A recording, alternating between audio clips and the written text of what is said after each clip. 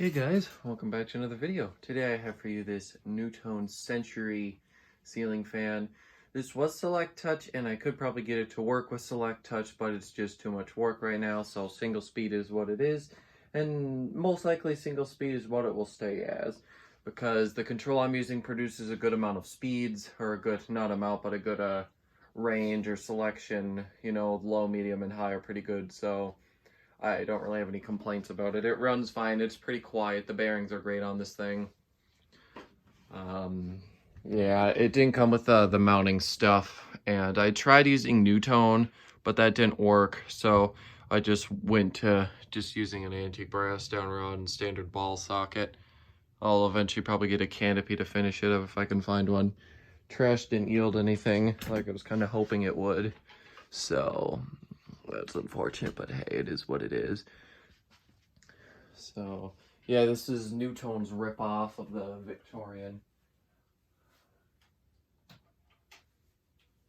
And I kind of like the way that the Century looks more than the actual Victorian itself. I know a lot of people are probably going to disagree with me, but I prefer this one. I like the way the arms look on this one much more than I do the Victorian, just the way that they're shaped. Obviously, they still use the pretzel, but I just like the way that these ones are proportioned better. Fan is fairly quiet, and obviously it's an antique brass. These are the blades that came with it.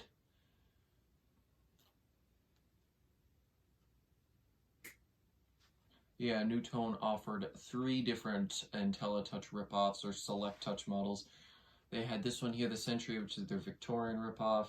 And then they had the Elegance, which I also have, which is a Saturn ripoff. And then there was the Veranda 2, which is now something that I really want, seeing as I've got 2 of the 3. I kind of want the complete set. That'd be pretty awesome to have. Actually, oh my, can that be amazing to have? I'd be so happy if I had all 3 of them.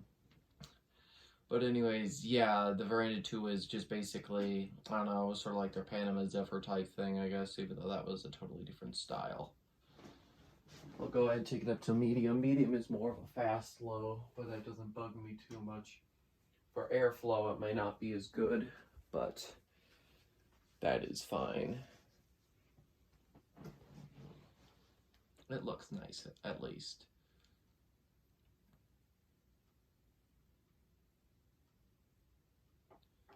The motor housing on these things are also a little bit thinner than a Casablanca would be.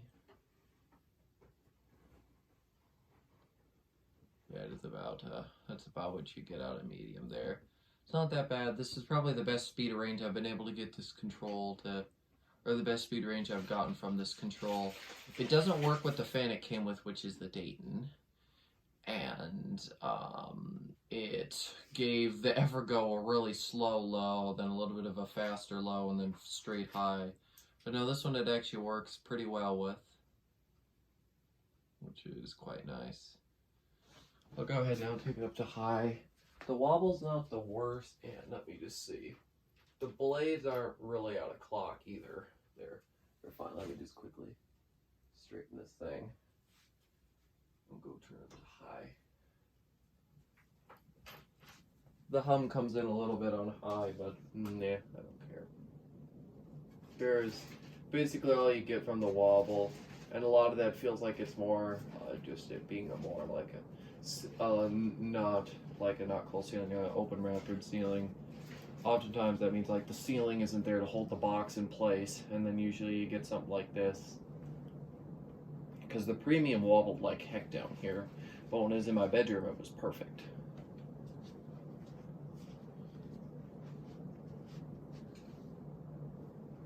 Let's go ahead and get a close-up.